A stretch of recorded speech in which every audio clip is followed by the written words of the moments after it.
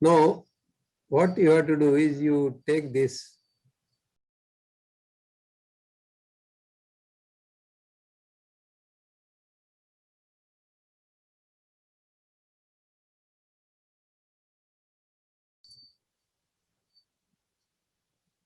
Okay.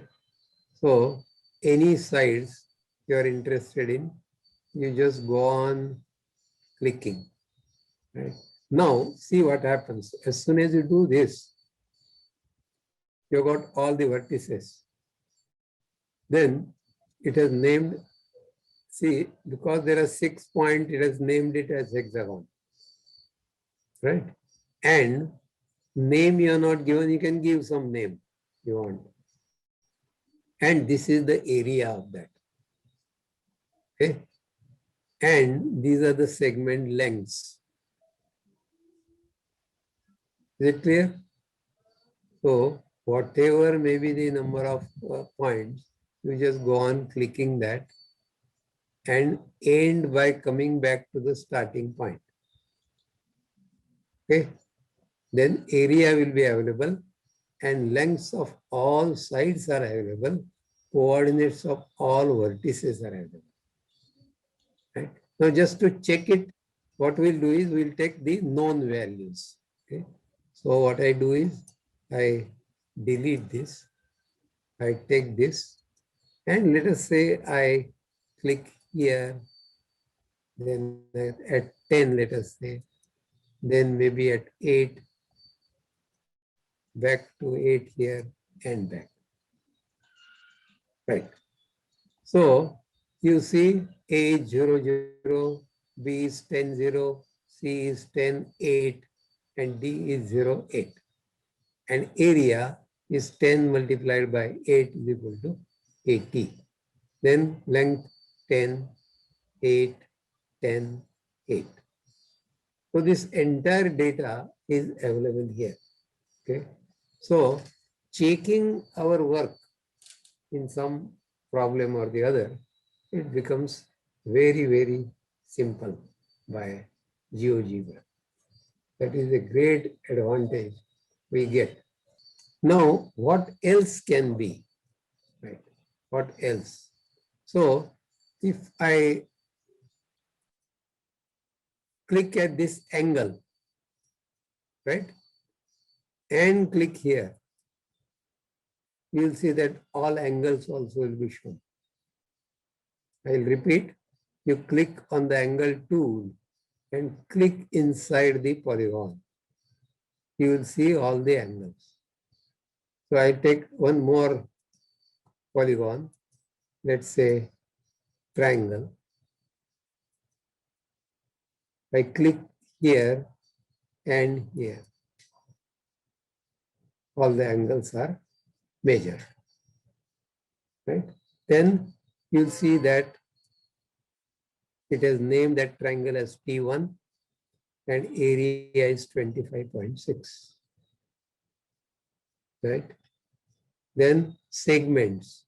So E, F, and G. E, F, and G are the segments for the triangle. And these 3 angles. Okay. Right? Epsilon, xi, and eta. Right? You can rename these angles if you want. You can, I mean, because these letters normally, our school children are not knowing. So you may rename those suitable, say A, B, C, whatever it is. Right? Or you can even name it like this. Say, right click, object properties. Now basic. So this particular angle, what was that? Epsilon. So it is FEG. So you can write this FEG. Okay. So it's possible for you to do that. So this is a very, very useful thing. That just pick this up and mark the polygon. One more interesting thing is available. I'll remove all these. That you have polygon, regular polygon. Okay, regular polygon. So click this.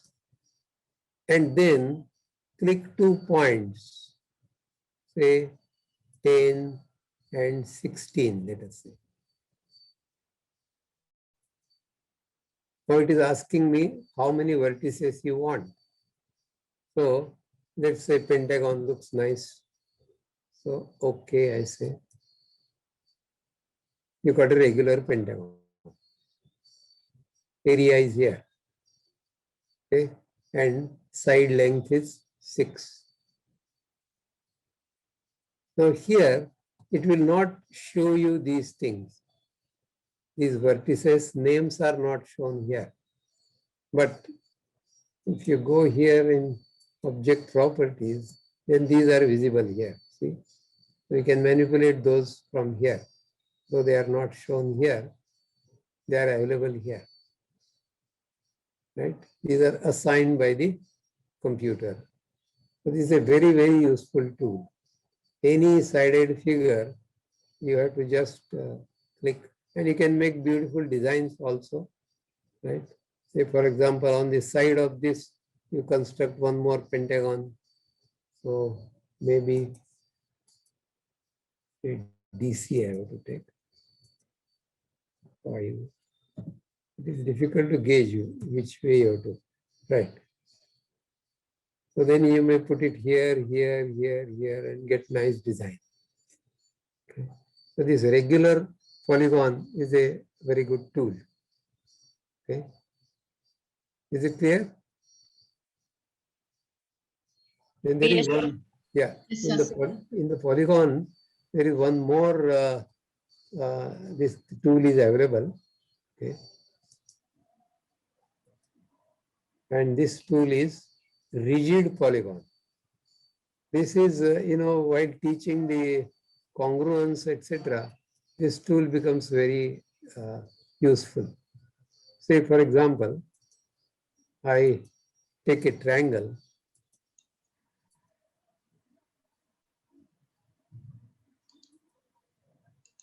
and I want the congruent triangles for this to be drawn. Oh, it'll be difficult, because all these distances are quite odd. And please note that this is up to second decimal, but the real figure is different, right? Say, supposing I go to option here and rounding, this is 2 decimal rounding right now. But actual figure, supposing I increase to 3, you'll see that this was not 27, it was 266. And so on. If you go on up to 15 decimals, it will show you different values. Okay. So I am interested in having a polygon of same, the congruent polygon to this. So for that, this particular tool is useful, this rigid polygon. So go here and say rigid polygon. So you click this, and T1 is the name of the triangle which I have drawn. So T1 and enter. So I have got one more polygon of identical shape. And then now I can move this polygon anywhere. I can rotate it also. See, this point is for moving and this point is for rotating. So I have a polygon here which is congruent to this but doesn't appear to be right now. Maybe some students will get confused. So to show that these are congruent, what you should do is you should move this, right? So coincide with this, let us say, and then turn this and show them that it is congruent.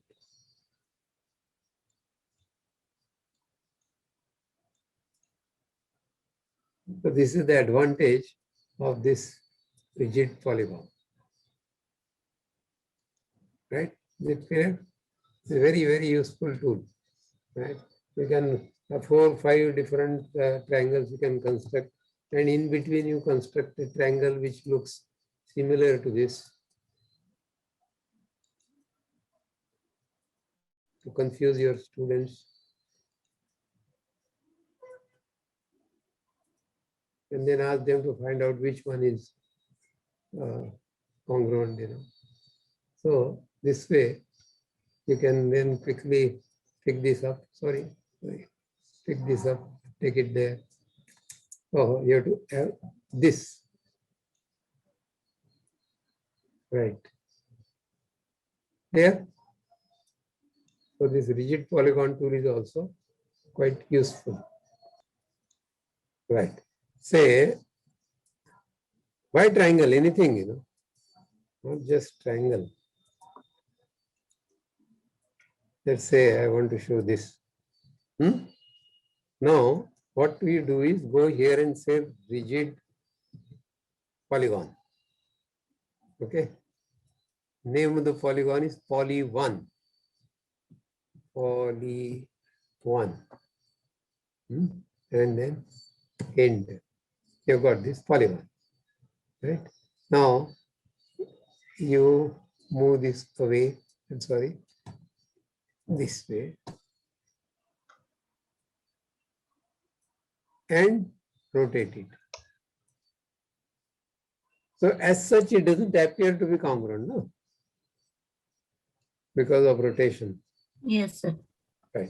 So now you have to remember that this is for movement and this is for rotation. So I said that you rename this. This you name as M, this as R. Right. Now what I do is I pull this up, bring it, rotate it. Looks okay now for me. Then I move it and coincide with A. Now what I'm going to do is, you know, in I think 6th standard or so, you have some problems that a plot is there and then compound wall costs so much per running meter, and per square meter some lawn is to be plotted, and you know, something like that, right? So I mean, let us take one triangle. Now purposely I am taking some round figure, let's say from 0 to 8, let us say. And now I'm sorry. What I will do is I will take one horizontal line here at maybe 4, right? So for drawing a horizontal line at 4, I have to say y is equal to 4. Y is constant. That is the line, right? Then I take this triangle here, base as 4, let us say.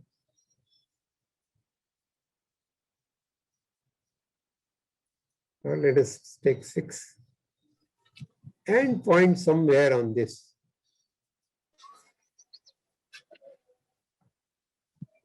Now, when I draw a point on the line, then that point always remains on that line.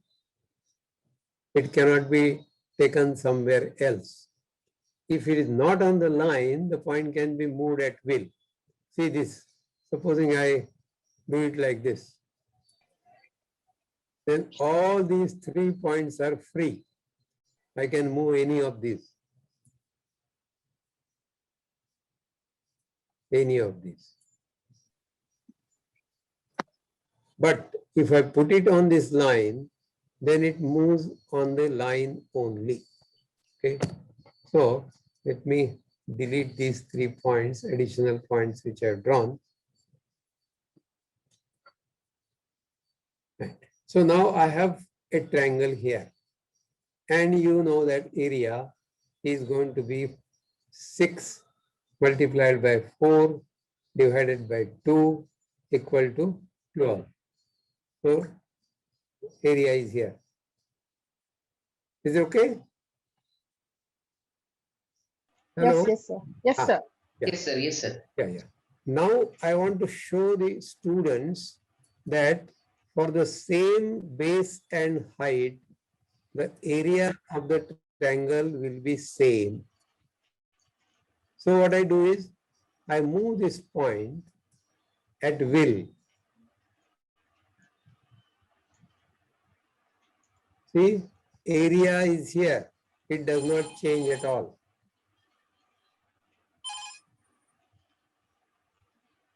Sarji, I'm in the class. I'll call you.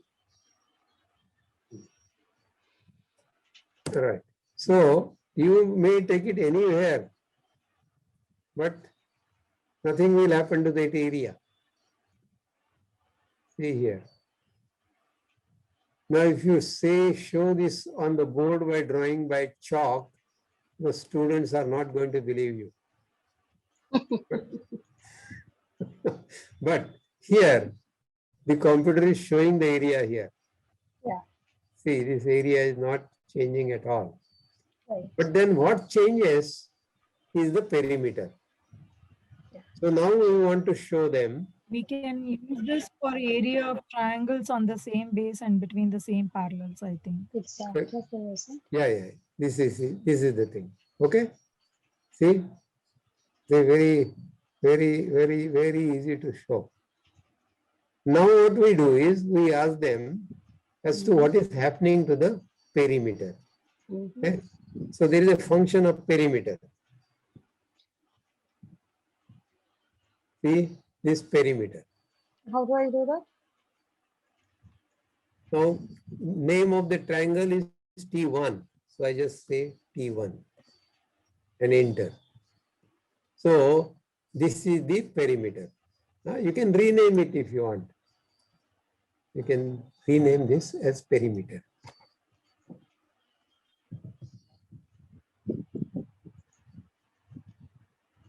Perimeter, right. So how much is the perimeter right now? It is 18.35. 20 point something.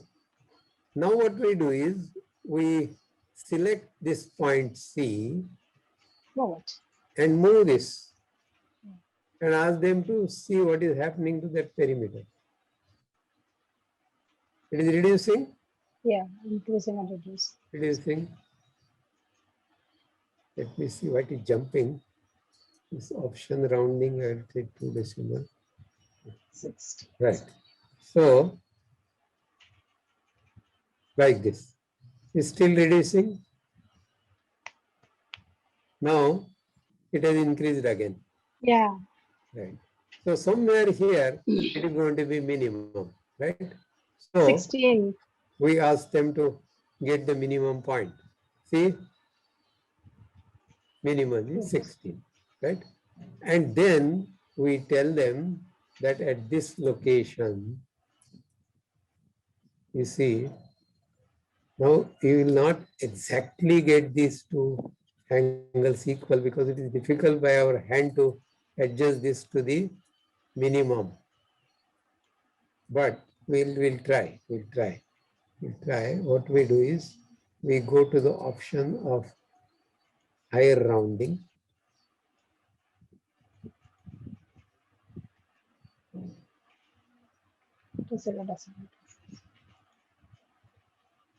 Try to adjust both these angles equal. Difficult by my hand. You can do it better. Now see, 53, 53. Now here, what you have to do is you have to slightly cheat the students by reducing the rounding to 0 decimal. See, 53, 53 and 74. Right? At higher rounding, these two angles are not equal. Because by hand it is difficult for you to exactly, precisely locate that there. Right? Is it all clear? Had I taken this at 8, probably that would have been easy. Supposing I put it here at 8. Then Sir, this can be simply, used for class 11 and 12 also, sir. For yes, please. maxima, Yeah. for maxima and minima, Huh. concept of 11th standard also, 12th standard also we can use this one. Yes, definitely you can use it. Yeah, yeah. Absolutely you can use it.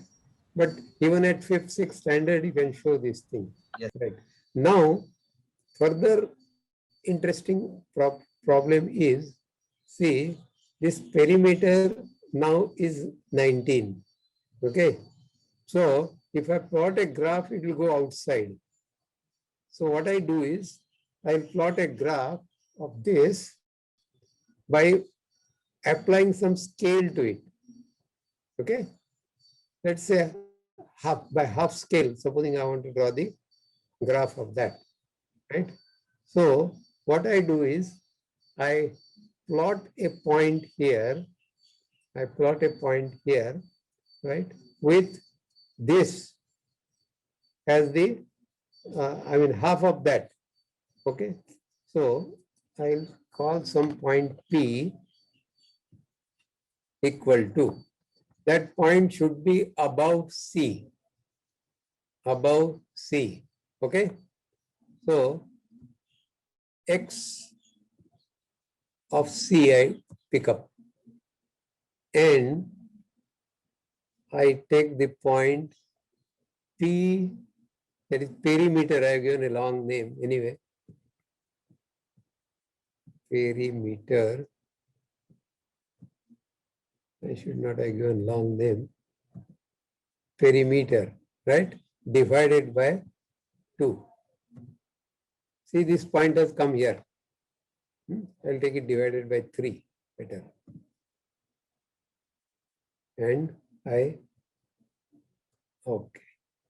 Now what I do is, this point P, I say I want a trace of that point. Now I move this point C. I pick up C, I can pick it up here and I move it.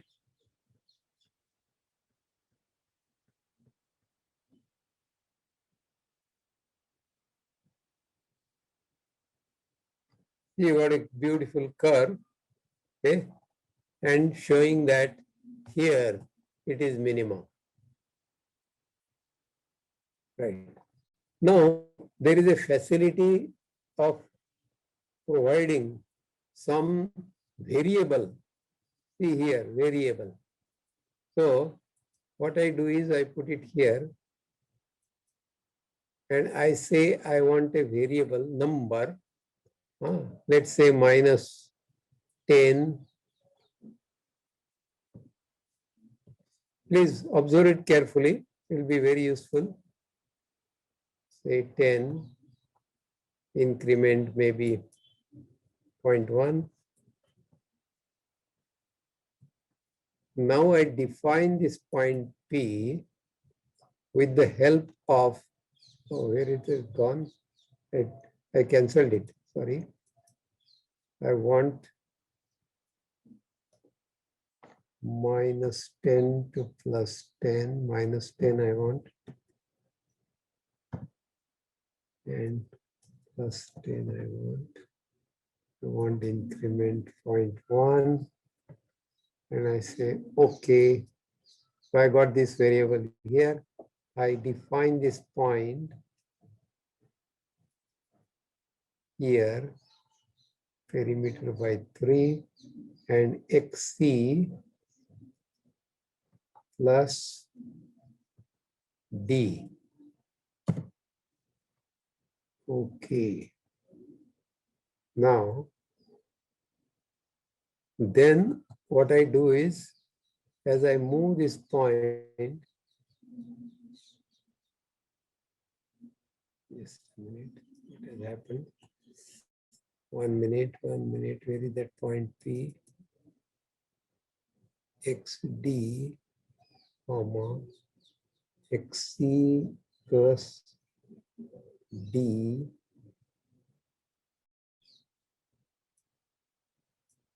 why it is moving like this, divided by 3. I move this. X is constant, D is varying, comma, perimeter by 3. Oh, I don't know what has happened. Why it is moving on a straight line? It should move like this.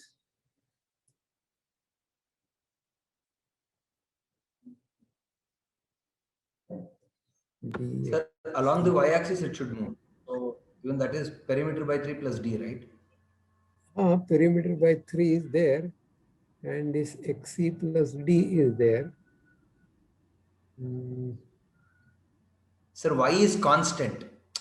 You have made y-axis perimeter by 3 as constant, but it is varying. I have to vary C, not that. Okay, I'm sorry. Yeah. I have to, I don't have to have P, sorry. This P will be X itself. Just a minute. Object properties. This D I will remove from here. Sorry for confusion. I'll keep it. And this C point, I will say it is, let's say 4.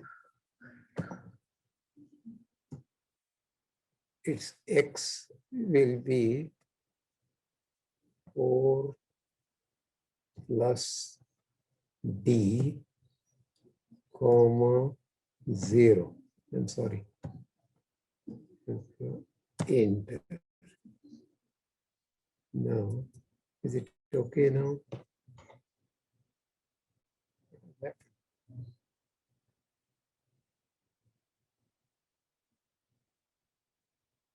Where is C now? And I'll do it all over again. Delete. Line is okay, line is required. Number is also required. So I will take this A and B, and I want C here. C is equal to D, comma, D, comma, 4. D, comma, 4. End. Now let me see. It is here now. Now I'll define the triangle. I've taken this side 8, no?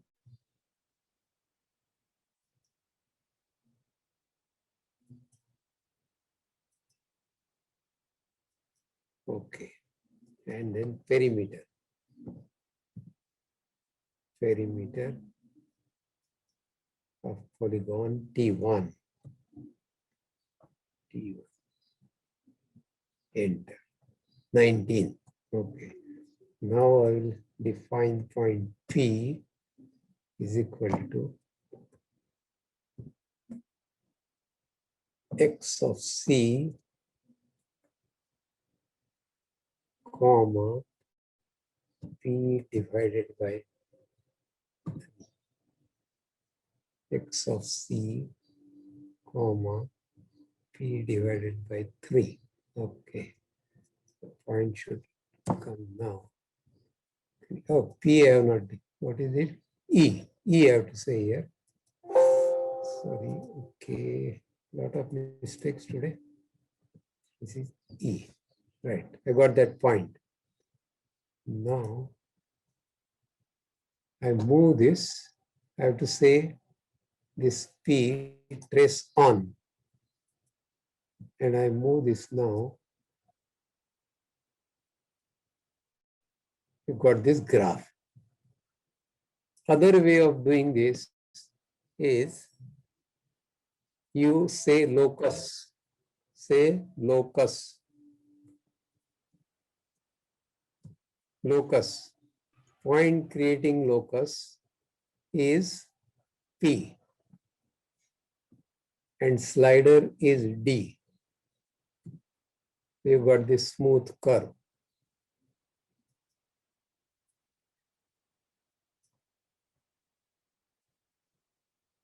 I'll repeat again what I have done. I have marked this line at some y, fixed y. So for that I have said y is equal to 4. Then I have purposely taken it around origin so that it is simple for me to draw. So I have taken this as -4, this as +4. And then I have defined this P with respect to this D. Just see this particular C first, definition of C. Right. And then this P is defined with perimeter being the y coordinate. I have taken some scale because otherwise it will go up. And then you either take a trace, that is, I hide this locus and show you the trace. So here I say trace on. So I move this, you get a trace.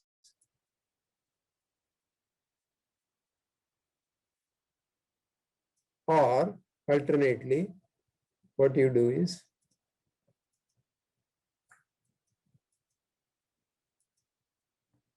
you have the locus, either trace or locus. Locus will be a smooth curve.